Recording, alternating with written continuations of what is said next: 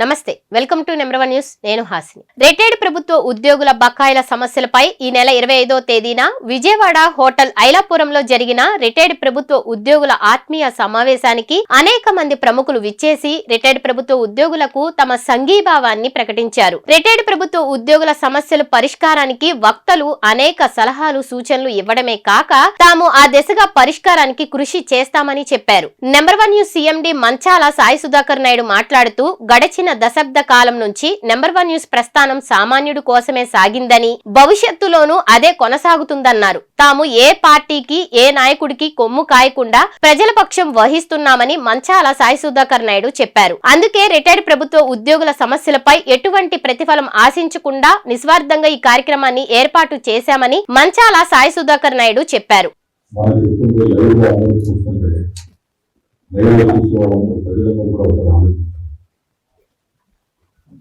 ఇది మన కుటుంబంలో మా అమ్మాయి అయితే అందరూ రకరకాల బాధలు కోవిడ్లో బాగా ఎగ్జిక్యూటివ్ మన కోసం పనిచేస్తే వాళ్ళకి ఏదైనా చేయడానికి ప్రభుత్వం ముందుండాలి కానీ ఈ రకంగా కనీసం పట్టించుకోకుండా వాళ్ళు ఉద్యోగం చేసిన చట్టంలో పడడం అనేది చాలా కారణం. వీళ్ళగా మనం పరిచయాల్సింది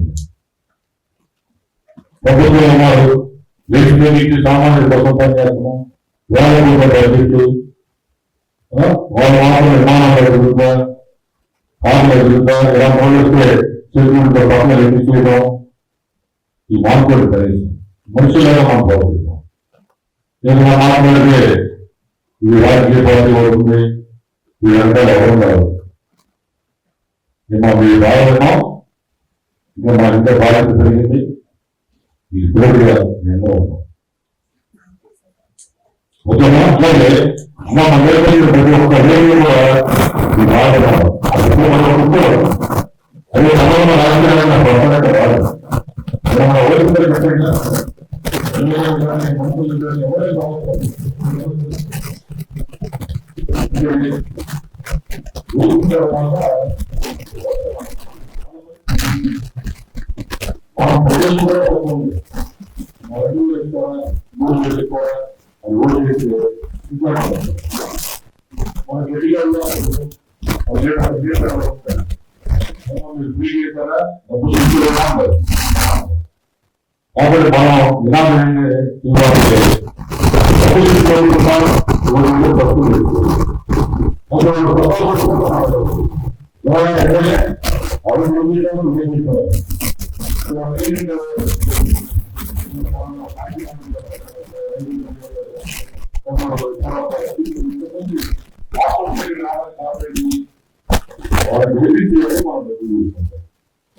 ఏమవుతుందో మనం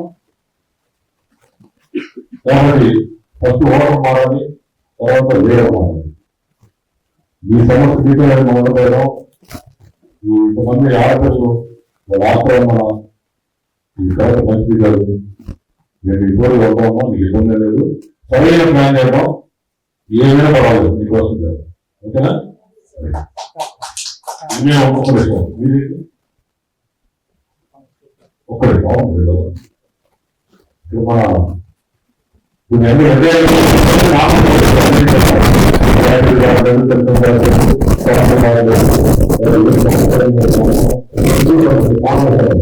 వీళ్ళకి డిఫరెంట్ సమస్య కదా.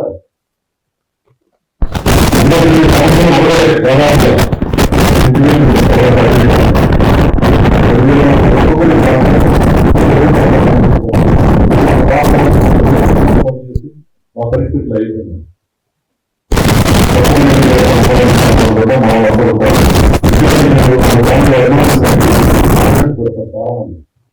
అందరూ బాగా చూస్తున్నామంటే మన గ్రామంలో లెక్కలు ఎంతగా సిద్ధం అనేవాడు లక్షల మంది. ఓకేనా? ఎందుకంటే మా ఫోటో చూపించడం ఒక ఫోటో చూపించి ముఖ్యమంత్రి గారికి ఇటువంటి కావడం లేదు, పూర్తిగా నవ్వుగా తీసుకుంటారు. ఎప్పుడు మనం బాధపడడం తీసుకోవడం, 200 కళం నీళ్ళు పెట్టుకున్నారు. చెప్పేసి మాజీ మంత్రి రావెల కిషోర్ బాబు మాట్లాడుతూ వేల కోట్ల రూపాయల ఉద్యోగుల బకాయిలను క్లియర్ కావాలంటే ముఖ్యమంత్రి స్థాయిలో నిర్ణయం తీసుకోవాలన్నారు. ముఖ్యమంత్రి చంద్రబాబు ఈ విషయంలో చొరవ చూపాలని రావెల కిషోర్ కోరారు. ఒక పెద్ద మిత్రులు సుధాకర్ గారు ప్రయత్నం మొదలుపెట్టారు. వారి టీం మొత్తాన్ని కూడా నిజంగా అభినందించాలి. కొంత టీమ్స్ వెంట పనిచేస్తున్నారు. చివరికి మీ సమస్య అనేక వ్యవస్థలు కూడా ప్రయాణించి చివరికి నెంబర్ 1 టీవీ ఛానల్ కోరుకొచ్చింది. ఈ సమస్య పరిష్కరించబడాలంటే నాకైతే ఒక సొల్యూషన్ కనిపించడం లేదు.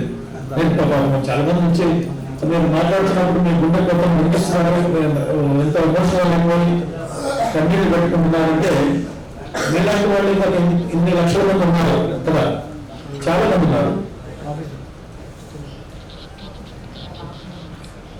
ప్రజాస్వామ్యంలో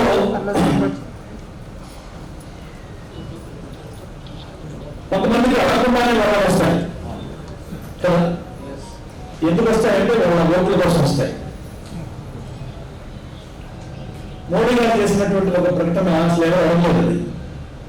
ఓసీలకి అంటే అగ్రకుల పేదలకి ఆయన 10% రిజర్వేషన్ ఇచ్చారు. దాని గురించి ఇప్పుడు ఎవరు పెద్దగా అడగలేదు, పెద్దగా ఉద్యమం జరగలేదు, పెద్దగా దానికి చర్చలు జరగలేదు. అడగకుండా వచ్చేసింది ఒక పెద్ద వరం. ఆ విధంగా చాలా వరాలు ఇస్తుంటారు ప్రజాస్వామ్యం. ఎందుకంటే ఓట్లు బహుశా మీ ఓట్లు ఎవరికి అక్కర్లేదేమో, పెన్షనర్స్ మీ విలువ లేదనుకుంటారు. పెన్షనర్స్ ఓట్లకి పెద్ద విలువ లేకపోవడం వల్ల మీ గురించి ఎవరు పట్టించుకోవట్లేదేమో, ప్రజాస్వామ్యంలో మీరు వెనకబడినారని చెప్పేసి నాకైతే అనిపిస్తుంది. ఓట్లకి విలువ ఉంది కానీ మిమ్మల్ని ఒక ఓటు దాంట్లో గుర్తించట్లేదు. ఓటు దాంట్లో గుర్తించకపోవడం వల్ల మీ సమస్యలు కూడా అపరిష్కృతంగా ఉన్నాయి. నాకు ఇప్పటికిప్పుడు నాకైతే ఒక సొల్యూషన్ కనపడడం నేను చెప్పలేను. నేను సుధాకర్ గారికి వేడుకున్నటువంటి పెద్దలందరూ కూడా చెప్పేది వినిపించేది ఏంటంటే ఇది ఒక ఆరంభంగా మనం, ఇది ఒక మొదటి మెట్టుగా మనం భావిద్దాం. ఇది ఒక ఆరంభం. అనేక వ్యవస్థలు ఫెయిల్ అయినప్పుడు మనం ఏమన్నా ఈ సమస్యలన్నింటినీ కూడా పరిష్కరించుకోవడానికి మనం ముందుకు వెళ్ళాలి అనేది ఈరోజు నేను మీకు ఇవ్వాలనుకున్నటువంటి సందేశం. మొదటి ఏంటంటే మీరంతా ఐక్యంగా ఉండాలి. దాని గురించి ప్రత్యేకంగా చెప్పాల్సిన పని ఐక్యత బలం కదా. కలిసి ఉంటే నిలబడతాం, విడిపోతే పడిపోతాం అనేది సాగుతూ ఉంది. ఇన్ని లక్షల మంది, సుమారు ఒక 5 లక్షల మంది ఉంటారా మీ స్టేట్ గవర్నమెంట్ పెన్షనర్స్? 4 లక్షల మంది. 4,50,000 మంది ఒక తాటి మీద, ఒక మాట మీద, ఒక బాటలో నడిస్తే తప్పకుండా మీ సమస్య పరిష్కారం అవుతుంది. మీరంతా ఐక్యంగా ఉంది. మేమంతా ఐక్యంగా ఉన్నాము. ఇన్ని లక్షల మంది మేము మా సమస్యల పట్ల, అంటే పెన్షన్స్ సమస్యలు లేని వాళ్ళు కూడా ఉంటారు చాలా మంది. సమస్యలు లేని పెన్షనర్స్ కూడా మీతో చేయగలగాలి. ఎందుకంటే మీరంతా ఒక ఫ్యామిలీ, ఒక గ్రూప్ కాబట్టి, ఒక కేటగిరీ కాబట్టి. సో మీరంతా ఐక్యంగా ఉండడానికి, ఒక తాటి మీద ఉండడానికి నెంబర్ 1 టీవీ ఛానల్ ప్రయత్నం చేయాలి. మొట్టమొదటి పెట్టింది నేను చెప్తున్నాను. నెంబర్ 1 టీవీ ఛానల్ ముందుకు వస్తుంది. దానికి మీరు అందరూ కూడా సహకరించి ఒక మాట మీద, ఒక తాటి మీద, ఒక బాటలో ఐక్యంగా ఉండటానికి ప్రయత్నం చేయండి. మొదటిది. తర్వాత నెంబర్ 1 టీవీ ఛానల్ మీద పెద్ద భారం ఉంటారు మీరందరూ కూడా. ఈ భారాన్ని మొయ్యాలి అంటే దానికి ఒక మెకానిజం మనం ఏర్పాటు చేసుకోవాలి. ఒక వ్యవస్థీకృత మెకానిజం అంటే ఒక వ్యవస్థ. ఎందుకంటే ఒక వ్యక్తిగా ఆయన ఇంత పెద్ద భారాన్ని మొదలైన చేయలేడు. ఇప్పుడు ఎంతోమంది మాట్లాడారు, ఎంతమంది ఫోన్లు చేస్తుంటారు, ఎంతోమంది కలవాలనుకుంటారు, అని వాళ్ళ సమస్యలు చెప్పాలనుకుంటారు. సుధాకర్ గారు ఆయన ఒక్కడిగా ఇంత భారాన్ని మోయడం అనేది కష్టం అవుతుంది. సో ఆయన వెనక ఒక వ్యవస్థ ఉండాలి, దానికి ఒక వ్యవస్థ ఉండాలి. ఆ వ్యవస్థ ఉండాలి అంటే వనరులు మాత్రం తప్పకుండా కావాలి. అవసరం ఒక ఆఫీస్ ప్రత్యేకంగా ఏర్పాటు చేసుకోవాలి, కొంతమంది స్టాఫ్ ఏర్పాటు చేసుకోవాలి. ఫోన్లో అటెండ్ అవడానికి మీ ఫోన్లను కూడా అటెండ్ అవడానికి కొంతమంది స్టాఫ్ కూడా ఉండాలి. వాటిని నోట్ చేసుకోవాలి, రికార్డ్ చేసుకోవాలి, వాటన్నిటిని కూడా ఒక ఫార్మాట్ లో పెట్టుకోవాలి. ఒక పెద్ద ఆఫీస్ అపాయింట్మెంట్ ఆఫీస్ మాత్రం ఒకటి ప్రత్యేకంగా ఉంటే ఏర్పాటు చేసుకోవాల్సినటువంటి అవసరం ఉంది. దానికి తర్వాత లైఫ్ చేయాలి. దాని ప్రభుత్వంతో నిరంతరం ప్రభుత్వంతో ఇంటరాక్ట్ అవ్వాలి. మన భారతదేశంలో ఈ ప్రజాస్వామ్యంలో అధికారం అనేది ముగ్గురు దగ్గర ఉంది. ఒకటి ప్రధానమంత్రి, రెండు ముఖ్యమంత్రి, మూడు జిల్లా కలెక్టర్. ఈ ముగ్గురు దగ్గర ఎక్కువ పవర్ అంతా కూడా కేంద్రీకృతమై ఉంటుంది. నేను ఐఏఎస్ హోదాలో చాలా పోస్టులు చేశాను. ఇంపార్టెంట్ అసైన్మెంట్స్ చాలా చేశాను. పార్లమెంట్ లో లోక్సభ స్పీకర్ కి సెక్రటరీగా పనిచేశాను. హైదరాబాద్ ఓల్డ్ సిటీ కమిషనర్ గా కూడా చేశాను. మున్సిపల్ అడ్మినిస్ట్రేషన్ డిపార్ట్మెంట్ లో డెప్యుటేషన్ మీద రాజశేఖర రెడ్డి గారు ఉన్నప్పుడు మంత్రిగా చేసిన సంగతి మీకు తెలిసింది. సో అధికారం అనేది అంటే ఈ సమస్య పరిష్కారం చేయాలంటే నిర్ణయం తీసుకోవాల్సింది ముఖ్యమంత్రి మాత్రమే. ఎమ్మెల్యేలు, ఎంపీలు, మినిస్టర్స్ కాదు. వీళ్ళు చెప్పడం వరకే చెప్తారు తప్ప అల్టిమేట్ గా నిర్ణయం తీసుకోవాల్సింది ముఖ్యమంత్రి గారు. క్యాబినెట్ అనేది ముఖ్యమంత్రి గారు తీసుకున్నటువంటి నిర్ణయానికి ఒక ఆమోద ముద్ర వేసేటువంటి ఒక ఫార్మాలిటీ మాత్రమే క్యాబినెట్ నిర్ణయం అనేది. చేతులు మంత్రులు పలానా నిర్ణయం తీసుకుంటామంటే వాళ్ళందరూ కూడా చేతులు ఎత్తాల్సిందంటే తీసుకోవాల్సిన నిర్ణయం ముఖ్యమంత్రి గారు. కాబట్టి మన సమస్య, మీ సమస్య నిర్ణయం పరిష్కారానికి ముఖ్యమంత్రి గారు స్పందించి ఆయన కన్విన్స్ అయ్యి ఇది న్యాయం చేయాలని చెప్పేసి ఆయన మనస్ఫూర్తిగా కన్విన్స్ అయిన తర్వాత నిర్ణయం తీసుకున్న తర్వాత క్యాబినెట్ ఆమోదంలోనే లేదా మిగతా ఆమోదాలు అవన్నీ కూడా ఫార్మాలిటీస్. ఐపీఎస్ అధికారి సునీల్ కుమార్ మాట్లాడుతూ రిటైర్డ్ ప్రభుత్వ ఉద్యోగుల సమస్యలు వింటే బాధ కలుగుతుందని, ఇది పూర్తిగా యంత్రాంగం వైఫల్యమేనన్నారు సునీల్ కుమార్.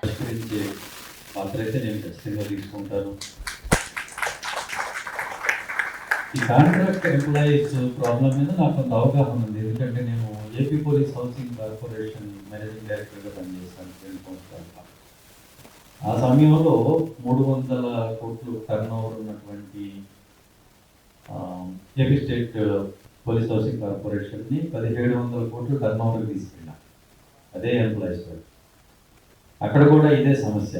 కాంట్రాక్ట్ ఎంప్లాయీస్ అందరూ కూడా కాంట్రాక్ట్ బేసిస్ మీద వచ్చిన వాళ్ళు. సో వాళ్ళు కూడా అదే అడిగేవారు, సార్ మేము ఇంత కష్టపడి పనిచేస్తున్నాం, టర్న్ ఓవర్ ఎంత పెంచాం. అందులో ఇంజనీర్స్ చాలామంది యంగ్ ఇంజనీర్స్ ఉన్నారు. ఎంత కష్టపడి పనిచేస్తున్నాం, టర్న్ ఓవర్ పెంచాం.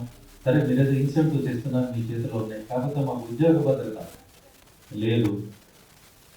కొత్తగా ఎవరినో రిక్రూట్ చేసుకునే బదులు మేమందరూ క్వాలిఫైడ్, ప్రాక్టికల్గా మాకు ఎక్స్పీరియన్స్ ఉంది కాబట్టి మమ్మల్ని రెగ్యులరైజ్ చేయమని అన్నారు. నేను గవర్నమెంట్కి రాశాను కానీ వాళ్ళని రెగ్యులరైజ్ చేయాలి. అది సమస్య మీద అవగాహన అయితే ఉందమ్మా నాకు తెలిసింది.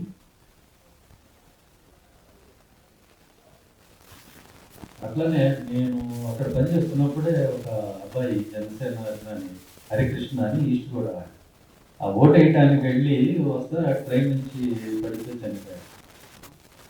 ఈ కాంట్రాక్ట్ ఎంప్లాయీస్కి మీరు అన్నట్టుగా ఎలాంటి బెనిఫిట్స్ లేవు, పెన్షన్ కానీ గ్రాట్యుటీ కానీ అదేమి లేవు. అప్పుడు నా దృష్టికి వచ్చిన వెంటనే ఏం చేసామంటే యాక్సిస్ బ్యాంక్తో ఒక ఒప్పందం చేసుకొని ఈ శాలరీ అకౌంట్స్ అన్నీ అక్కడ పెడితే ఒక్కొక్కరికి 25 lakhs ఇన్సూరెన్స్ వచ్చేలాగా ఏర్పాటు చేసాం. మేము కార్పొరేషన్ తరఫు నుంచి కొంత డబ్బు కట్టి ఆ తర్వాత ఆ అబ్బాయికి నా జీవితం నుంచి కుంటాల దగ్గర నుంచి పోగు చేసి ఒక 10 లక్షల సుమారు వరకు వాళ్ళ తల్లిదండ్రులకు అందజేయడం జరిగింది.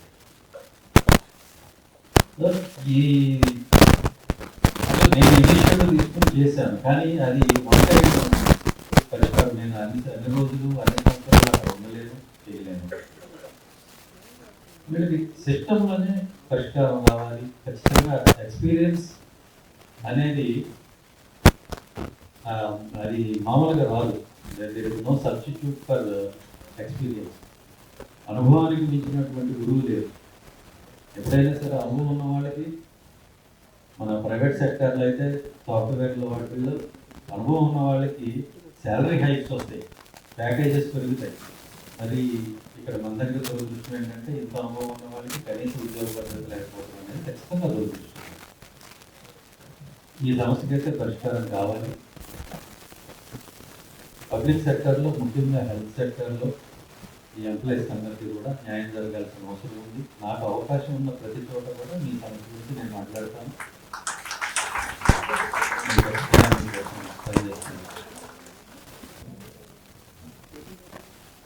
మన ఈ ప్రైవేటైజేషన్ అనేది మొదలైన తర్వాత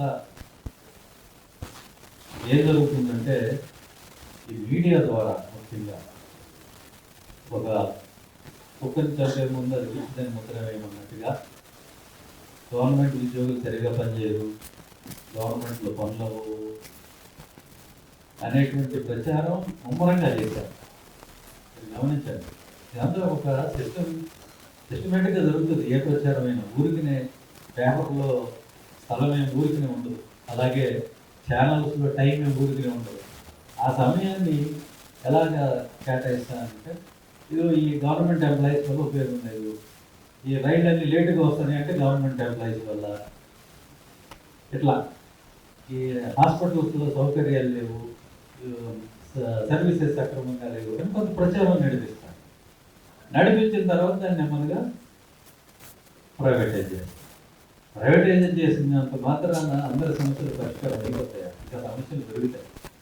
ప్రైవేట్ సెక్టర్లోకి వెళ్ళిన తర్వాత నువ్వు అడుగు పెట్టగానే డబ్బులు అంటాడు. అసలు పేదవాడికి లోపల అడుగు పెట్టడానికి ఇది లేదు కదా. ముఖ్యంగా హాస్పిటల్స్, ఎడ్యుకేషన్ కానివ్వండి, మెడికల్ ఎడ్యుకేషన్ కానివ్వండి, ఈ మెడికల్ సర్వీసెస్ కానివ్వండి, ఎనీ సెక్టర్, ట్రాన్స్పోర్ట్ కానీ, ఎక్కడైతే ప్రైవేట్ సెక్టర్ అనేది వచ్చిందో అక్కడల్లా సామాన్యుడికి, డబ్బులు లేని వాడికి, మధ్యతరగతి వాడికి నరకమే, అది ప్రవేశమే ఉండదు. బాగా డబ్బులు ఉన్నవాడికి అన్ని రాష్ట్ర మర్యాదలు పెడతాయి. అలాంటి వాళ్ళు ఎంతమంది ఉంది. అంటే పబ్లిక్ సెక్టర్ మనం బలోపేతం చేసుకోవాల్సిన అవసరం ఉంది. అలాగే గవర్నమెంట్ ఎంప్లాయీస్ పట్ల మనం కేర్ తీసుకోవాల్సిన అవసరం కూడా ఉంది. ఇప్పుడు రిటైర్డ్ ఎంప్లాయీస్ సమస్యలకు వచ్చినట్లయితే ఇప్పుడు తెలుసు నాకు, ఇది కూడా నా దృష్టికి వచ్చింది. చాలాసార్లు మా వాళ్ళు చెప్తున్నారు, చాలా చోట్ల ఎవరికి రావటం లేదు బెనిఫిట్స్, రిటైర్మెంట్ బెనిఫిట్స్ రావడం లేదు అన్నమాట నేను చాలా కాలంగా వింటూనే ఉన్నాను. ఇది ఇవాళ అయిపోతుంది పరిష్కారం, రేపు అయిపోతుంది అనుకుంటున్నాం, సంవత్సరాలు గడుస్తుంది కానీ కావకున్నాం. నా గుర్తు నేను 99లో కమాండెంట్గా పనిచేసినాను. తర్వాత 2000లో ఎస్పీ శ్రీకాకుళం, తర్వాత ఎస్పీ మేరకు పనిచేస్తాను. అక్కడ రిటైర్ అయిన వాళ్ళకి జిల్లా యూనిట్ కాబట్టి, అలాగే బెటాలియన్ యూనిట్ కాబట్టి, రిటైర్ అయిన రోజునే మీరు అన్నట్టుగా వాడిని పిలిపించి వాడికి ఒక కుర్చీ వేసి, చాలువా కప్పి, ఒక దండ వేసి, ఒక చెక్ ఇచ్చేవాడు.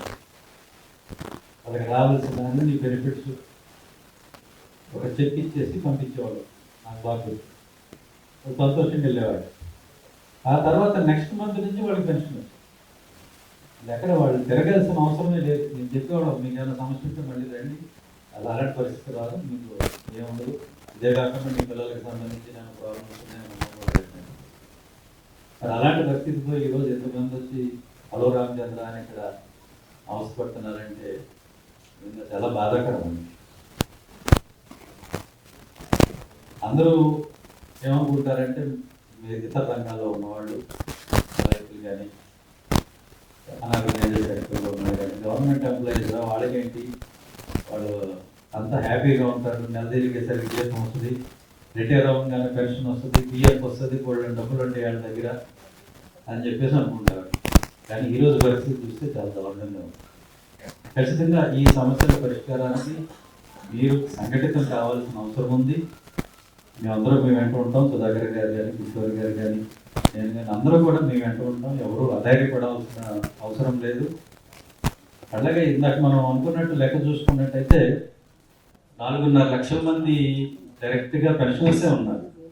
వాళ్ళ కుటుంబ సభ్యులు వాళ్ళు అందరూ కలుపుకుంటే ఇంకా చాలా మంది ఉంటారు. కానీ ఇమీడియట్ ఫ్యామిలీ మెంబర్స్ వరకే మనం చూసుకున్నా కూడా ఈ 4.5 లక్షల మంది మనం వేసుకున్నట్టయితే 175 నియోజకవర్గాల్లో ఒక్కో నియోజకవర్గానికి 2,500 మంది అంటే 2,500 ఓట్లు నేరుగా రిటైర్డ్ ఎంప్లాయీస్ ఉన్నాయి.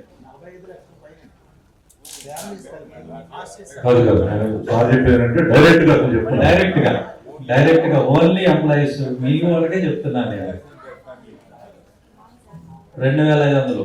సో మీ family members immediate family members ఒక 5 వరకు వేసుకున్నా కూడా 12,500 ఓట్లు ప్రతి నియోజకవర్గంలో ఉన్నాయి.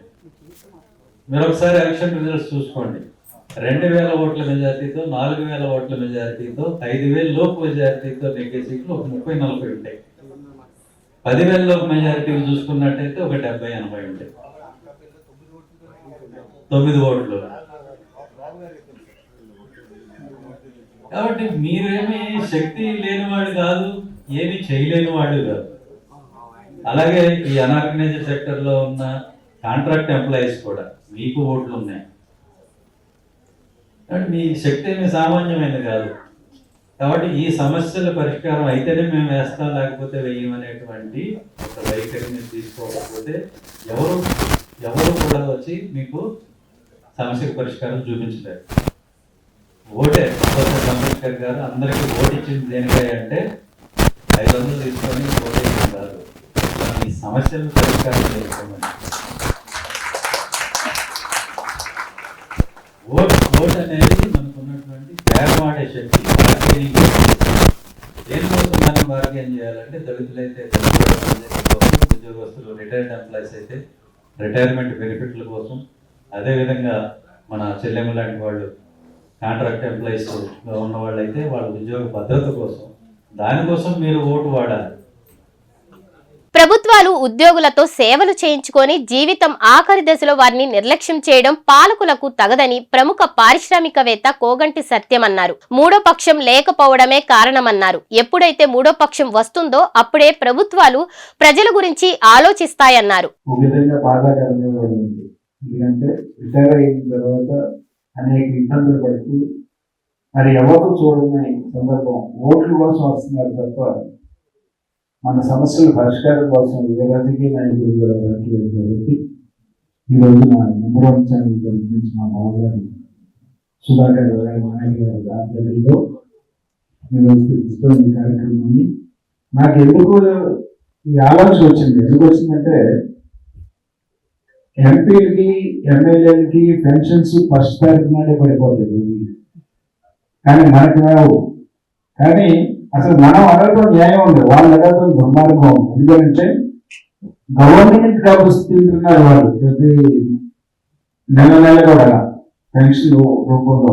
రిటైర్ అయిన కానివ్వండి, మళ్ళీ ఎంపీలు అయిన కానివ్వండి, మళ్ళీ ఎమ్మెల్యే కానివ్వండి, అందరూ కూడా ప్రభుత్వం సొంతం. కానీ మనం మన శాలరీలో మన జీతాల్లో బనాయించినటువంటి పెన్షన్లో కానివ్వండి, రిటైర్మెంట్ బెనిఫిట్స్ కానివ్వండి, ఇవన్నీ కూడా మనకు దుర్మార్గం పెట్టుకొని మనల్ని దుర్మార్గంగా ప్రవర్తిస్తున్నారంటే చాలా చాలా బాధాకరమైన విషయం. కాబట్టి వాళ్ళ పెన్షన్ గుర్తొచ్చి నేను ఆ రోజు మా బావగారికి ఫోన్ చేసి, నేను టీచర్స్ అట్లనే రిటైర్మెంట్ ఎంప్లాయీస్ మీద ఒక ఉద్యోగం అనేది తీసుకురావాలి బావగారు మనం అని చెప్పేసి నేను ముందుకు వచ్చాను. అట్లానే నా సలహాలకు మా బావగారు కూడా నా ఆశీస్సులు, నాకున్నటువంటి అభిప్రాయాన్ని ఆయన కూడా పంచుకొని మిమ్మల్ని అందరినీ మీకు దగ్గర తీసుకురాదు. అట్లా ఇందాక సార్ చెప్పారు, మరి సునీల్ సార్, మీరందరూ ఒకటిగా ఉంటే ఏ ప్రభుత్వాన్ని పడగొట్టాల్సి ఉంటుంది. అట్లానే మీరందరూ ఒకటిగా ఉంటే మనం ఏదైనా సాధించుకోవచ్చు. ప్రభుత్వాలు పడగొట్టకుండా లేదా సాధించుకోవడం ముఖ్యం. ఎందుకంటే కొన్ని ప్రభుత్వాలు మంచి ఉండొచ్చు, కొన్ని ప్రభుత్వాలు చెడ్డ ఉండొచ్చు. కానీ ఒక గత 30 సంవత్సరాలను చూస్తే అన్ని చెడ్డ ప్రభుత్వాలు అని చెప్పి తెలియజేసుకుంటున్నాను. ఎందుకంటే ఆర్టీసీ కార్మికులు రిటైర్ అయిన 40 రోజుల్లో నేను కనిపిస్తున్నాను. ఇవ్వకపోతే ఇప్పుడు 2 సంవత్సరాలు అయింది, కనీసం ఈ 2 సంవత్సరాల్లో రిటైర్ అయిన చాలా మంది ఉన్నారు, ఎవరికి ఇవ్వడం. ఈ రిటైర్మెంట్ పెన్షన్ ఇవ్వలేదని చెప్పేసి కడపలో ఒక ఆర్టీసీ కార్మికుడు సూసైడ్ చేసుకొని వెళ్ళిపోయాడు పాపం. మరి ఆ మహానుభావుడు నాలాంటి ఎవడో ఒకడు ఉన్నాడు, కోవిడ్ చచ్చిపోయిన వాడు ఒకడు, ప్రతి ఎక్కడి నుంచి ఏ స్టేట్ నుంచి జరిగితే సహాయం చేయటం, అట్లనే చేతొచ్చిన ఇది చేస్తాం. ఇంటర్వ్యూ అనేది పాపం తెలుసు, లేదా చనిపోయాడు దానికి నా విప్లవ జవాబారి తెలియజేసుకుంటున్నాను. మరి ఎన్టీ రామారావు వచ్చారు. ఆ రోజున 57 సంవత్సరాలది మన 58 సంవత్సరాలది 55 సంవత్సరాలు ఇచ్చారు, 3 సంవత్సరాలు తగ్గించారు. తర్వాత వచ్చిన గవర్నమెంట్ 58 సంవత్సరాలు చేసింది. ఎందుకు చేసిందంటే ఈ దొంగలు మనకి బెనిఫిట్స్ ఇవ్వాల్సి వస్తే ఇవ్వకుండా వాళ్ళనే ఉపయోగించుకున్నాను. కానీ దానివల్ల 2 నష్టాలు ఉన్నాయి మన రాష్ట్రాల్లోనే, దేశంలో కూడా. ఎంప్లాయ్మెంట్ రావద్దా, కొత్త ఎంప్లాయీస్ రావద్దా, అట్లానే మనకి ఆ టైం కల్లా 58 సంవత్సరాలు వచ్చేటప్పటికల్లా మనోళ్ళు మనోరాలతో ఆడుకోవాలని ఉద్దేశం. నాకు కూడా 67 ఏళ్ళు వచ్చింది కాబట్టి ఆ ఉద్దేశంతో మనం ఉంటాము. అన్ఎంప్లాయీస్ ఉంటారు, వాళ్ళకి ఎంప్లాయ్మెంట్ వస్తుంది ఎంప్లాయ్మెంట్ ఇస్తే. కానీ ఈ దుర్మార్గులు మన ఫండ్స్ మనకు ఇవ్వడం కోసం, ఇవ్వకుండా ఉండటం కోసం ఈ ఏజ్ని పెంచుకుంటూ వస్తే మళ్ళా 60 సంవత్సరాలు చేశారు. మళ్ళీ ఇంకో గవర్నమెంట్ వచ్చి 62 సంవత్సరాలు చేసింది. ఎందుకు? అలానే ఏసీ గవర్నమెంట్ పెట్టి మనల్ని 1000, 2000, 5000, 10,000 లక్షలు తీసుకున్నట్టు మనల్ని అరెస్ట్ చేస్తుంటారు. మరి 24-48 గంటల అరెస్ట్ చూపిస్తే సస్పెండ్ చేయాలని, 5 జైల్లో ఉంటే స్పాట్ లోనే సస్పెండ్ చేయటం, స్పాట్ లోనే అరెస్ట్ చేయటం, మనం జైల్లో పెడితే మన పిల్లలు స్కూల్కి వెళ్తే నేను నాన్న డబ్బులు తీసుకుంటే అరెస్ట్ చేశారని చెప్పేసి మన పిల్లల్ని అవమానించడం పిల్లలు నేను భరించలేక 2004లో వైఎస్ఆర్ సందర్భంగా ఆ మహానుభావుడు అయితే చెప్పాను నేను, కోట్లాది రూపాయలు వాళ్ళకి నాగరిగా చేస్తున్నారు సార్ డాక్టర్ గారు అనేవాడు. నేను ఆయనని రామచంద్ర అని కూడా, డాక్టర్ గారు 48 గంటలు అరెస్ట్ లో ఉంటే సస్పెండ్ చేయాలనేది ఇలాంటి ఉన్నాయి కాబట్టి స్పాట్ లో బెయిల్ ఇచ్చే అవకాశం కల్పించండి అని చెప్పేసి నేను మళ్ళీ ఆ రూల్స్, పాత రూల్స్ తీసుకొచ్చాను. కానీ అసలు రూల్ అయితే అరెస్ట్ చేయాలని ఉందండి, నాకైతే తెలియదు. కానీ ఆయన మాత్రం వెంటనే అసెంబ్లీలో పెట్టి స్పాట్ బెయిల్ ఇచ్చేయండి అని చెప్పేసి తీర్మానం చేశారు. ఆ మహానుభావుడు కొన్నిమంతా కొన్నాళ్ళ పాటు ఉన్నాం. ఆ తర్వాత రుణాలు వెళ్ళి ఆ పాత రూల్ తీసుకొచ్చి కాదు అరెస్ట్ చేయాలని చెప్పేసి మళ్ళీ అరెస్ట్ చేస్తున్నారు. క్షమించాలి, కొంచెం చలి ఎక్కువ 3 సార్లు కరోనా వచ్చింది, 3సారి కరోనా నుంచి చలి ఎక్కువ ఉంటుంది కాబట్టి మాట్లాడలేకపోతున్నాను, క్షమించింది. అలా ఆ విధంగా రాజశేఖర రెడ్డి గారు పోయినామంటే కొన్నాళ్ళ పాటు మనం బయటపడ్డాం. అలానే ఈ దుర్మార్గపు రాజకీయ నాయకులు మరి ఎందుకు చెప్పారంటే ప్రతి వాడు రాజకీయాల్లోకి వస్తుంది, రాష్ట్రాన్ని దేశాన్ని దోచేయడానికి వస్తున్నారు తప్ప కేవలం ప్రజా సంక్షేమం కోసం, ప్రజా సేవ కోసం, ప్రజల కోసం పనిచేస్తున్నారు ఎవరు రావట్లేదు చెప్పేసి నేను తెలియజేసుకుంటున్నాను. అట్లా వాళ్ళు దోచుకుంటూ కాకుండా ఇంకా వాళ్ళ వారసులు తీసుకొస్తున్నారు. అది మా కమ్యూనిస్ట్ పార్టీలో లేదు. అలానే మరి నేను ఎందుకు చెప్పకూడదు, బీజేపీ పార్టీని పొగడకూడదు, ఎందుకంటే మతతత్వ పార్టీ కాబట్టి. అలాగే బీజేపీ పార్టీలో కూడా లేదు, సంతోషిస్తుంది ఆ విషయంలో మాత్రం. అలానే మరి ఎమ్మెల్యేలు, ఎంపీలు 543 మంది ఉంటే 380 మంది మీద క్రిమినల్ కేసులు, దొంగ కేసులు, రేప్ కేసులు, ఇట్లాంటి దుర్మార్గులు దేశాన్ని పరిపాలిస్తున్నారంటే అలానే వాళ్ళకి పెన్షన్లు అంటారు. అలానే మరి 4000 మంది ఎమ్మెల్యేలు ఉంటే వాళ్ళకి పెన్షన్స్. అలానే సుమారుగా 5,000 మంది రాజ్యసభ సభ్యులు ఉన్నారు, 300 మంది. అలానే ఎమ్మెల్సీలు సుమారు 150 ఉన్నారు. వీళ్ళందరికీ వీళ్ళకి ఏంటి అసలు ప్రజాసేవ చేయడం కోసం వచ్చినటువంటి దుర్మార్గులకి మరి పెన్షన్లు ఏంటి అని చెప్పేసి నేను అడుగుతున్నా. లక్షల కోట్లు ఈ సంవత్సరాలు లెక్కేసుకుంటే ఆ లక్షల కోట్లు పెట్టుకుంటే ప్రజలకి పేదరికాన్ని నిర్మూలించే అవకాశం ఉంది భారతదేశంలో. కాబట్టి ఈ దోపిడీ వ్యవస్థను నమ్మద్దు. అయినా సరే మనం ఓటుకి డబ్బు తీసుకోవటం ఏ రోజైతే పోతుందో ఆ రోజున మరి ఇంట్లో జైలు తెలియజేస్తారు మీ అందరికి కూడా. కానీ ప్రత్యేకమైన లేకపోవడం వలన ఏదో ఒక పార్టీ 2 పార్టీలే ఉండటం వల్ల బీజేపీ ఇటు కాంగ్రెస్ పార్టీ ఆ 2, అట్లనే ఇక్కడ టీడీపీ వైసీపీ పార్టీ 2. కానీ మా కమ్యూనిస్టులు చెప్తున్నారని ఇక్కడ చాలాసార్లు చెప్పాను, 175 సీట్లు పోటీ చేద్దాం మనం ఒక్కసారి. ఒక రిక్షా కార్మికుడు సీట్ ఇద్దాం, ఒక ఆటో కార్మికుడు సీట్ ఇద్దాం. అట్లనే 175 మంది దొరకరా, ఒక 50 సీట్లు వరకు నేను ఖర్చు పెట్టుకుంటాను. కమ్యూనిస్టులు కలిసి పోటీ చేయండి. 2029 కాకపోయినా 2034 అయినా సరే మన అధికారంలోకి వస్తామని చెప్పేసి నేను ఉభయ కమ్యూనిస్టులు. రాష్ట్ర బీసీ సంఘం అధ్యక్షుడు బోను దుర్గా నరేష్ మాట్లాడుతూ ఉద్యోగులు బాధలు వింటే మనసు చలించిపోతుందని, ఉద్యోగులు చేసే ఉద్యమానికి రాష్ట్ర బీసీ సంఘం అండగా ఉంటుందన్నారు. సీనియర్టీకి ఉన్న తిరుగుతాట్లు అదే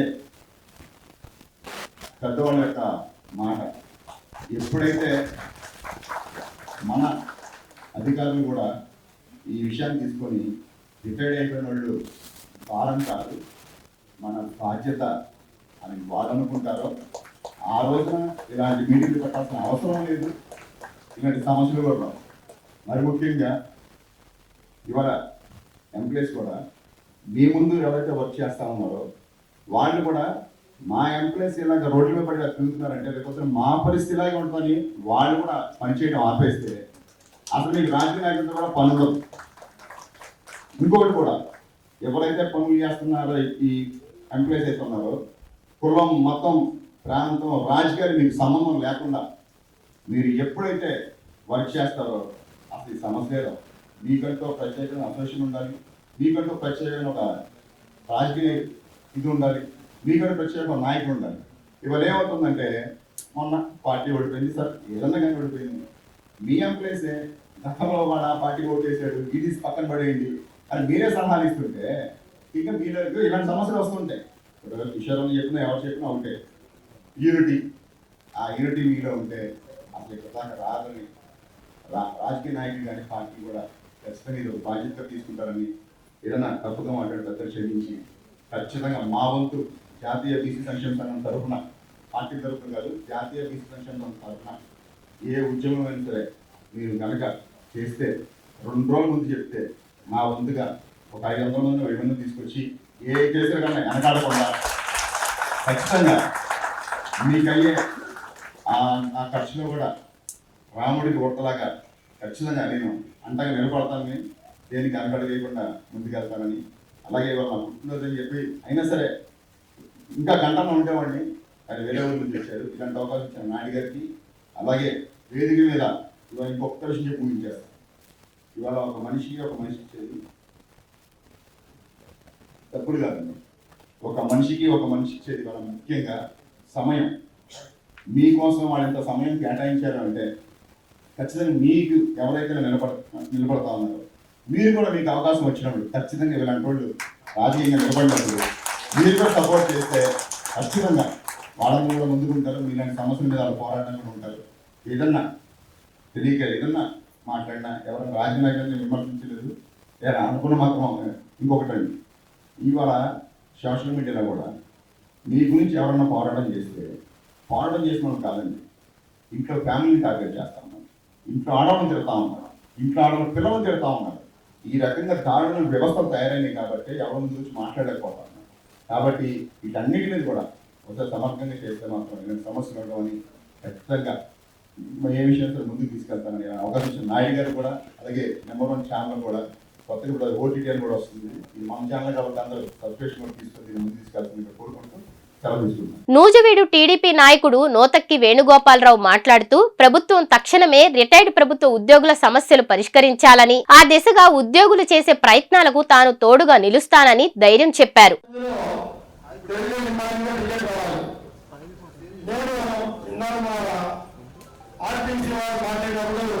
నా కుటుంబం వచ్చేస్తున్నాను. నేను కూడా ఆర్టీసీ డ్రైవర్ కొడుకుని, మా భార్య కూడా ఆర్టీసీలో పనిచేసేవాడు. కాబట్టి నేను రాజకీయాల్లో 92 నుంచి కాంగ్రెస్ పార్టీలో 99 వరకు పనిచేశా. 99 నుంచి 2023 తెలుగుదేశం పార్టీలో పనిచేశా. 2009లో మరి తెలుగుదేశం పార్టీ టికెట్ ఇచ్చి తెలంగాణ మార్చేశారు. కారణం ఆర్థిక సమాధానం కావాలన్నా వేరే కారణం లేదు.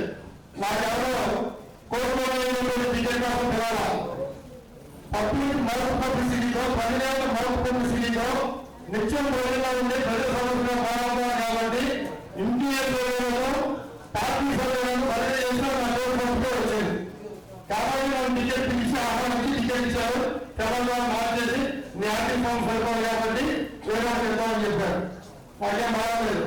ఎమ్మెల్యే నిలిచిన సామాన్యంగా పనిచేసిన ప్రజలకు పని ముఖ్యం తప్ప ప్రజలకు పనిచేయడం రాజకీయాలు కాబట్టి నాకు ఇదే ఇష్టం. ఎమ్మెల్యే కూడా ఇకపోతే మా ఎంపీ గారు తప్పని ఇచ్చారు నాకు. దాని సద్వినియోగం చేసుకున్నాను.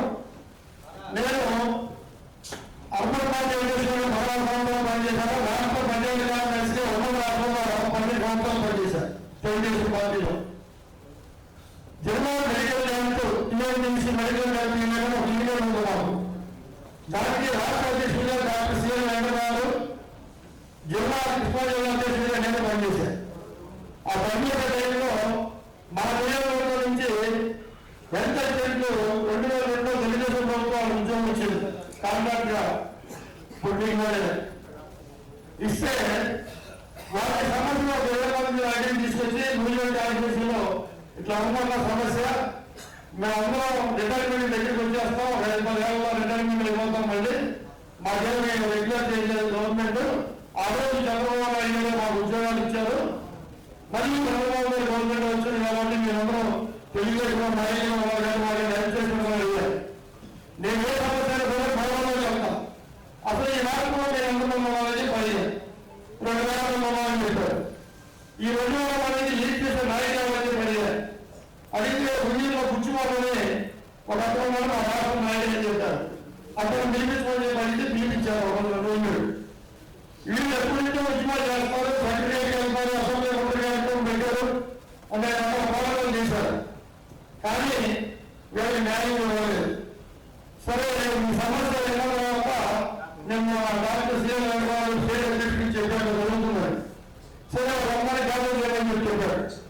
నేను ఈ రాష్ట్రంలో 2,000 మందిని గుంటూరు ఆయన డాక్టర్ గుంటూరు ఈ 2,000 మందిని కడప, కర్నూలు, అనంతపురం, విశాఖపట్నం, శ్రీకాకుళం, ఈస్ట్ వెస్ట్ గోదావరి జిల్లాలు అన్ని జిల్లాల నుంచి బస్సులు ఆర్టీసీ బస్సులు పెట్టి గుంటూరు తీసుకొచ్చారు. ఈ లోపల కాంగ్రెస్ వచ్చారు.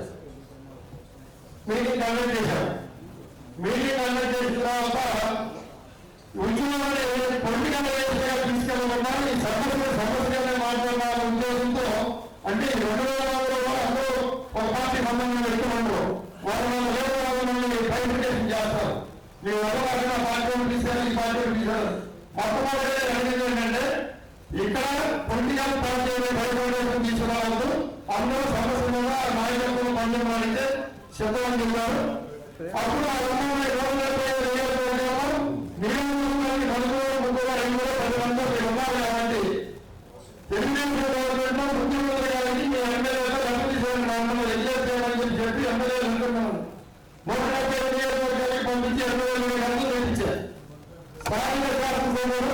స్థానికంగా మీ సమస్య మేము న్యాయం చేయమని చెప్పి ఎంపీ తీసుకొస్తే 60-70 మంది ఖర్చులు తెచ్చారు. కొంతమంది ఇవ్వలేదు. ఈ 60-70 మంది ఎంపీ తీసుకొని నేను డాక్టర్ సిఎల్ వెంకటరావు కమిటీ ముగ్గురు తీసుకొని సీఎం గారు కలిసి అమరావతిలో కలిసి విషయాన్ని ఎక్స్ప్లెయిన్ చేశారు. ఆయన ఇమీడియట్గా స్పందించి మంత్రులకు సబ్మిట్ చేశారు. మంత్రులకు సబ్మిట్లో కాంగ్రెస్ శ్రీనివాసరావు ఎందుకు ఇష్టం మనకి కాంగ్రెస్ శ్రీనివాసరావు ఫైనాన్స్ మినిస్టర్ ఇంకా మినిస్టర్ కలిసి ఒక కమిటీ ఫైనాన్స్ కమిటీ చేశారు. ఈ ఫైనాన్స్ కమిటీ ముందు ఈ లేబర్స్ అంటే నేను ఎమ్మెల్యే కాదు, నా స్థాయి కాదు, చిన్న స్థాయిలో ఉన్నా పనిచేసేవాడికి స్థాయి అవసరం చెప్పడం కోసం చెప్పారు. ఇప్పుడు అంతా సుధాకర్ గారు మరి ఈ రాష్ట్రంలో చాలా ఉన్నటువంటి ఛానల్స్ ఉన్నాయి, పెద్ద పెద్ద ఛానల్స్ ఉన్నాయి. నేరాలు గొడవలు లేకపోతే ఇంకా వేరే ఇష్యూస్ భూ సంఘాల గురించో లేకపోతే ఒక సమాజంలో ఉన్నటువంటి ఒక వ్యక్తిని అన్నం చేయడం కోసం పొద్దున్న సాయంత్రం స్టోరీలు కొడతా ఉన్నారు, క్లిప్పింగ్ వేస్తా ఉన్నారు. మనిషికి కావాల్సిందే సామాన్య హృదయం, సామాన్య మనిషికి సాయం చేసి గొడవ. ఆ గొడవ సుధాకర్ అంటే ఇవాళ ఆయన సంబంధమైన విషయం. ఆయన కూడా నాకు అన్ని ప్రోగ్రాం పెట్టుకుని ఇక్కడ రాష్ట్రం చేసుకుని నన్ను సినిమాకి తీసుకుని ఒక మంచి ఈవెంట్ చేస్తే ఆయన ఉన్నది రేటింగ్ వస్తుంది, నా దగ్గర డబ్బులు వస్తుంది. ఈ కార్యక్రమం చేస్తే రాలేదు. కానీ ఇటువంటి కార్యక్రమాలు చేయడానికి మనసు ఉండాలి, హృదయం ఉండాలి. ఆ హృదయం మనసు రావడం ఇచ్చారు కానీ ఈ కార్యక్రమం చేస్తారు. ఎవరైనా సరే నేను విన్నాను చెప్పండి మీకు ఒక స్థాయి అధికారిగా పనిచేసి ఆయనకి పెన్షన్ రావట్లేదు, బెనిఫిట్స్ రావట్లేదు అని చెప్పి అదే ఆఫీస్ లో ఒక అధికారం ఏమిటంటే అయ్యా నన్ను రావాలని ఈ కార్యక్రమం ఆఫీసులు చెప్పుకోలేమని దృష్టి చేయాలని ఏ రకంగా ఉంచోవస్తుంది రావడంలో అది చాలా అన్యాయం తెలియజేస్తాం. ఇక్కడ రాజకీయాలు కావాల్సిన సమస్య ఉంటే మనం మాట్లాడాలి. కాబట్టి ఇవాళ గౌరవ ముఖ్యమంత్రి నారా చంద్రబాబు నాయుడు కానీ, లోకేష్ బాబు కానీ, పవన్ కళ్యాణ్ గారు కానీ ప్రభుత్వం ప్రజల్లో కూడా మరి నిన్న దాదాపు వెళ్ళి అనేక కంపెనీలు అమలు చేశారు. రోజు ఎదుగుతాయి మనం టీవీలో పేపర్లు చూస్తాము. అనేక కంపెనీలు వస్తాయి, వేల మంది ఉద్యోగాలు వస్తాయి, లక్షల మంది ఉద్యోగాలు వస్తాయి, సంతోషం. గతంలో వేరే కంపెనీ చేస్తారో సంతోషం. కానీ ఇల్లు పక్కన పెట్టుకోవాలా మనం బయట గురించి ఆలోచించాలి. కాబట్టి ప్రజలు మనం మనకి పని చేస్తున్నటువంటి వ్యక్తులకి న్యాయం చేసిన తర్వాత మన ఎంతమంది ఉద్యోగాలు ఇవ్వాలనే ఆలోచనలో మనం ముందుకెళ్తే మన శాసనసభ రాష్ట్రంలో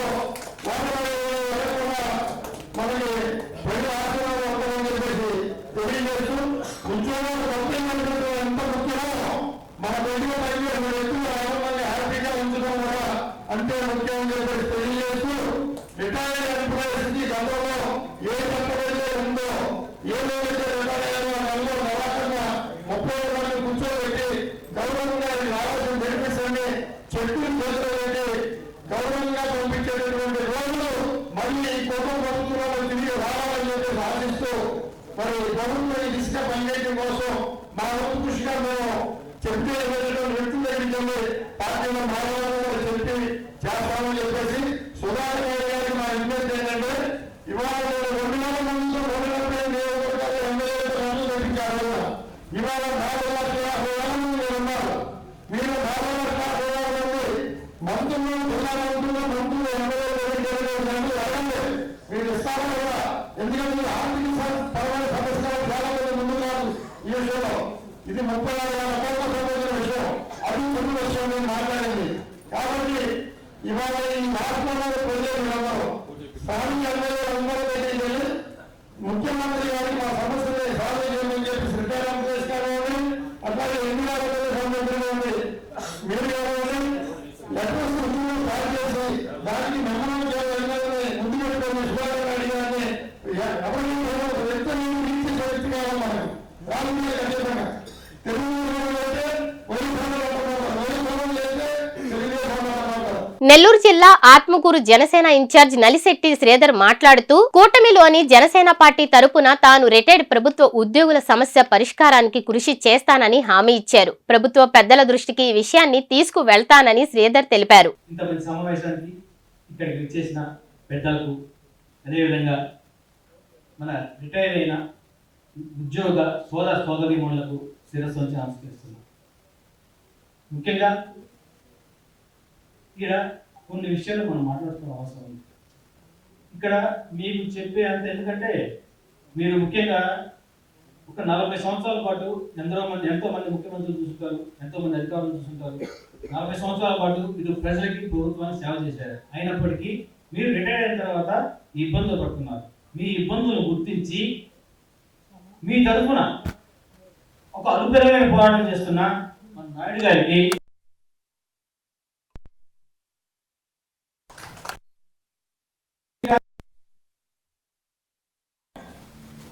పవన్ కళ్యాణ్ గారు దృష్టి తీసుకెళ్తే సమస్య పరిష్కారం అవుతుంది. ఎందుకంటే ఉద్దానం ఎన్ని సమస్యలు పరిష్కారం చూపించారు, కోనసీమ కొబ్బరి చెట్లకు పరిష్కారం చూపించారు. కానీ పవన్ కళ్యాణ్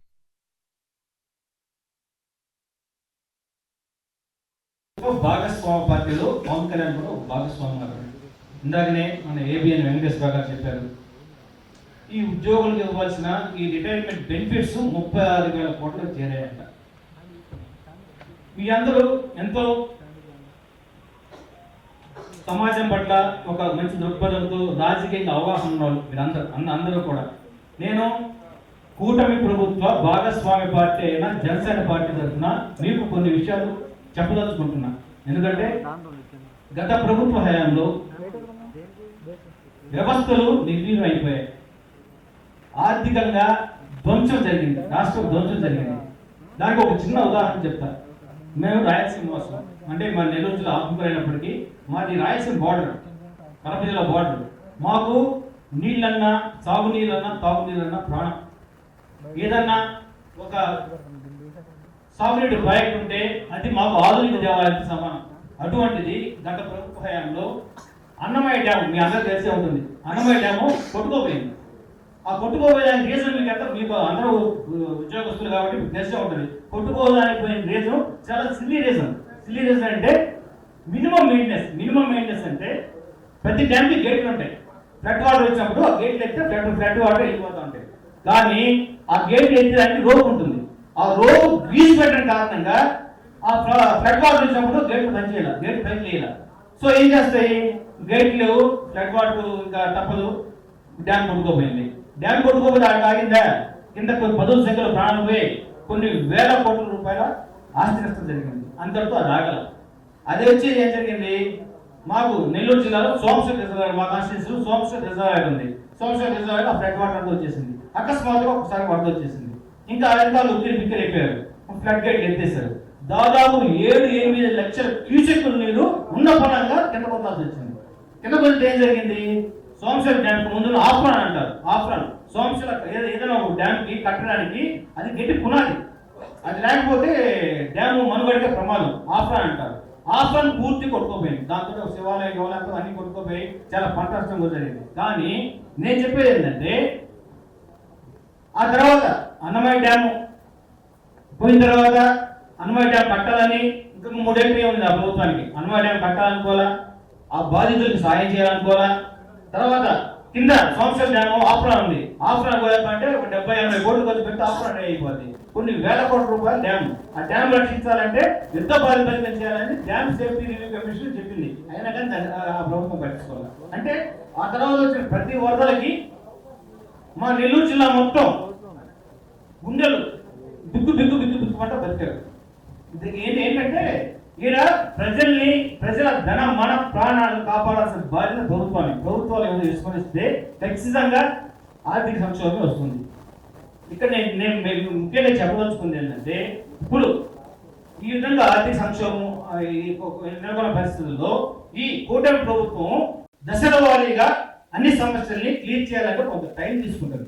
ఈ టైంకి మీరంతా విఘ్నులు, పెద్దవాళ్ళు, ఆలోచించగలిగిన మేధాశక్తి ఉన్న వాళ్ళు, ఎంతో మంది ముఖ్యమంత్రులు చూసిన వాళ్ళు దశల వారీగా ఖచ్చితంగా మీ సమస్య కూడా కూటమి ప్రభుత్వం పరిష్కరిస్తుందని చెప్పి నేను మనసావాచ నమ్ముతున్నా.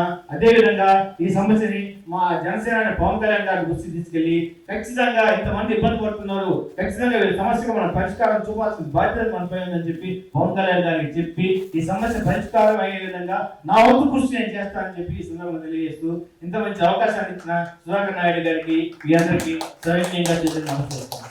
రిటైర్డ్ ప్రభుత్వ ఉద్యోగుల సమస్యలు కోర్టుల ద్వారా పరిష్కారం అవ్వవని, పోరాటాల వల్ల సమస్య పరిష్కారం అవుతుందని ప్రముఖ అడ్వకేట్ రజనీ చెప్పారు.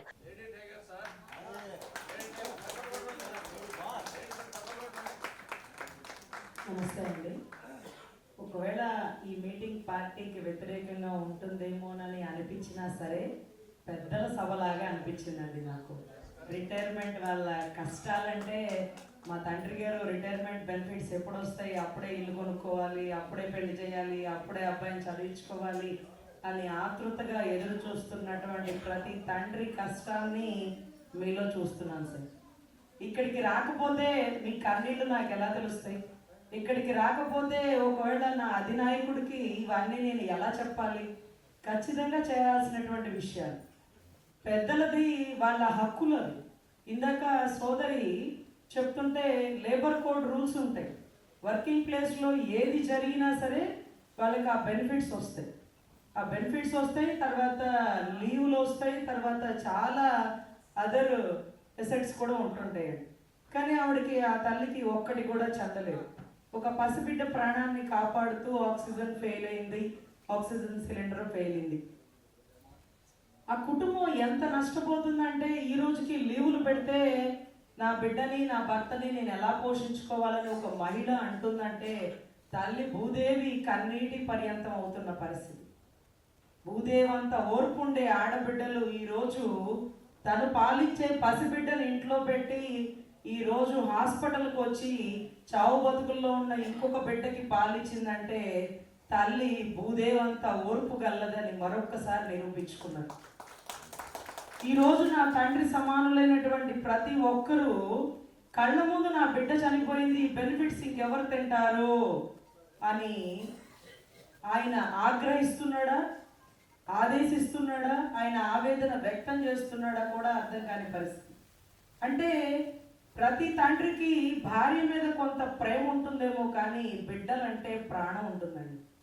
ఏ డబ్బైనా నా బిడ్డకే ఉపయోగపడాలి అని తాపత్రయపడే తండ్రి ఆ బెనిఫిట్స్ ఇన్ టైంకి బిడ్డకి చెందకపోతే తర్వాత చెందినా ఏం ఉపయోగం? ఇన్ టైంకి రావాలి. ఒకవేళ పాము కరిసింది అనుకోండి, మీకు ఆగండి, మీకు మందు వస్తుంది, 4 ఏళ్ల కంటే బతుకుతామా? అదే మాదిరిగా ఉంది ప్రభుత్వ పనితీరు అంటూ ఈరోజు ప్రతి ఒక్కరు. కూర్చొని తినేవాడికేమో పథకాలు, ఒక్క సెలవు కూడా పెట్టకుండా కష్టపడి పని చేసేవారికేమో టయానికి జీతాలు రావు. 2 నెలలు, 3 నెలలు, 6 నెలలు, కరోనా టైంలో 10 నెలలు మా గుంటూరు గవర్నమెంట్ హాస్పిటల్లో కాంట్రాక్ట్ ఎంప్లాయీస్కి జీతాలు ఇవ్వకపోతే 10 నెలలు ఇంటికి పోకుండా గవర్నమెంట్ హాస్పిటల్లో కరోనా వాళ్ళతో కష్టపడుతూ ఇంటికి వెళ్తే కరోనా వస్తుందేమోనని దగ్గరలో ఉండే రైల్వే స్టేషన్లో పడుకొని వైద్యం చేయించుకున్న పరిస్థితుల్లో ఉన్నటువంటి స్టాఫ్ నర్సులకి జీతాలు ఇవ్వకపోతే 10 నెలల తర్వాత నేను కోర్టులో కేసు వేశాను. జీతాలు ఇవ్వట్లేదండి గౌరవ జడ్జి గారు అంటే ఇమీడియట్గా వాళ్ళ ఉద్యోగాలు తీసేశారు. నేను తప్పు చేశానేమో అని అనిపించింది, నాకు అర్థం కాల. గట్టిగా ఫైటింగ్ నేచర్ ఉన్న నాలో అప్పుడు 10 అడుగులు వెనక్కేశాను. అరే తప్పునే కదా ప్రశ్నించా, 10 నెలలు జీతం ఇవ్వకపోవడం ఏంటి? కరోనా టైంలో పనిచేసిన వాళ్ళకని కోర్టులో కేసులు వేస్తే మేము అన్నిటికీ సిద్ధమని వచ్చారు వాళ్ళు. పోసాని వెంకటేశ్వరరావు గారు కేసు వేసేటప్పుడు చెప్పారు, అమ్మ రజని దీని పర్యవసానాలు చాలా తీవ్రంగా ఉంటాయి, వాళ్ళకి ముందే చెప్పు. ఎందుకు చెప్పాలి సార్? ప్రభుత్వం చేస్తుంది తప్పే కదా, మనం నిలదీస్తున్నాం. ఏం కాదు వేయండి అన్న. ఇమీడియట్గా తెల్లారే వాళ్ళకి ఒక నోటిఫికేషన్ జారీ చేసి ఆ 70 మందికి ఉద్యోగాలు తీసేశారు. చాలా భయం వేసింది, ఏడుపు వచ్చేసింది. 10 అడుగులు వెనక్కి వెళ్ళా, ఇదంతా నేను చేసిన తప్పేమో, అనవసరంగా రెచ్చగొట్టినానేమో అంటే కాదండి, ఇవాళ కాకపోతే రేపైనా మా ఉద్యోగాలు తీసేస్తారు. తుమ్మితే ఊడిపోయే ముక్కులు మా బతుకులు అన్నటువంటి వ్యక్తులు కాంట్రాక్ట్ ఎంప్లాయీస్. పొద్దుగూకులు భయపడుతూనే బతకలేకపోతున్నామండి. జీతం అడిగితే ఉద్యోగం తీసేస్తామని 1వ నెల నుంచి చెప్తున్నాడు. మారుతారేమోనని 2వ నెల, 3వ నెల, 10 నెలలు చూసే మీ దగ్గరకు వచ్చాం. పోతే పోనీ ప్రాణాలు, పోరాడితే పోయేదే ఉంది అంటూ ముందుకు వచ్చిన కాంట్రాక్ట్ ఎంప్లాయీస్ చూస్తే కరోనా టైంలో కరోనా వచ్చి చనిపోయిన వాళ్ళు ఉంటే ఈ కరోనా వచ్చిన నర్సు మాత్రం బతికింది. దేవుడు దయ ఆ తల్లి మీద ఉంది. చూసారా, కరోనా వచ్చిన వాళ్ళకి ట్రీట్మెంట్ ఇస్తే ఈవిడికి పాజిటివ్ వచ్చేసింది. పాజిటివ్ వస్తే ఈవిడికి సరైన తిండి కూడా ఉండదు. నన్ను ఉద్యోగానికి రానివ్వరేమో అని అంటూ కడు జాగ్రత్తగా దూరంగా ఉంటూ కరోనా వచ్చి మినిస్టర్ గారి కొడుకులు, మినిస్టర్ గారి చుట్టాలు, వాళ్ళు వీళ్ళని అడ్మిట్ అయిన వాళ్ళందరూ టప్ప టప్ప టప్ప లేచిపోయారు. కరోనా వచ్చిన నర్సు మాత్రం దేవుడు దయ. ఈరోజు ఆర్టీసీ సోదరుడు చెప్తున్నాడు 1500 పెన్షన్ కోసం. ఇందాక ఒక సోదరుడు పుట్టినరోజు అని చెప్పాడు చూడండి, ఆ బీసీ కమ్యూనిటీ అతను, ఆ ఆడబిడ్డ చెప్పింది చూడండి, వాళ్ళ నాన్నగారు ఆర్టీసీ ఎంప్లాయ్, కానీ చూసినారా ఒక గొప్ప వ్యక్తికి ఇచ్చి పెళ్లి చేసినారు. ఎంత గొప్ప వ్యక్తి అతను. ఈరోజు వాళ్ళ మామగారు 1500 పెన్షన్కి వెళ్తుంటే బాధగా ఉంది అని చెప్పాడు. కానీ ఆ మామగారు అల్లుడు గారు ఇచ్చిన 10,000 15,000 తీసుకోరు. ఆయన 1500 పెన్షన్ కోసం క్యూ లైన్లో నుంచుంటారు. అది ఒక ఉద్యోగస్తుడు దగ్గర ఉండేటటువంటి నిజాయితీ. ఓటుకి 2,000కి అమ్ముడు పోయే ప్రజలు ఒక పక్కనైతే, ప్రభుత్వం చేసిన తప్పుల్ని నిలదీసి ప్రభుత్వాల్ని మార్చే ప్రభుత్వ ఉద్యోగస్తులు వేరొక పక్క. అది ఏ ప్రభుత్వం అయినా సరేనండి. ఈరోజు ఆర్టీసీ వారికి ఉచితంగా ఆడబిడ్డలు అడు తిరగండి, ఇటు తిరగండి, మీకు ఫ్రీ. ఎటు తిరుగుతాం మాకేం అవసరం? వెళ్ళే పనిలో మా జీతాలు పెంచండి. జీతాలు అయితే 1000 పెంచాలి, అక్కర్లేదు 35 రూపాయల టికెట్, 50 రూపాయల టికెట్, 100 రూపాయల టికెట్ ఫ్రీలు. ఆ ఉద్యోగాలు చేస్తూ ఆర్టీసీ ఎంప్లాయీస్ నిద్ర కూడా పోకుండా, అటు తొనకుండా ఇటు తొనకుండా ఎంతో మంది ప్రాణాలు కాపాడే వ్యక్తులు రిటైర్ అయితే కనీసం షుగర్ డబ్బులు కూడా, షుగర్లు బీపీలు, కనీసం టాబ్లెట్స్ కూడా రాకుండా, కనీసం 7,000 10,000 కూడా లేకుండా 1,500. ఇంకా అనేక రంగాల ప్రముఖులు ఈ కార్యక్రమంలో పాల్గొని రిటైర్డ్ ప్రభుత్వ ఉద్యోగులకు తాము అండగా ఉంటామని హామీనిచ్చారు. మరిన్ని లేటెస్ట్ అప్డేట్స్ కోసం చూస్తూనే ఉండండి నంబర్ 1 న్యూస్. సామాన్యుడి చేతిలో సామాజిక అస్త్రం.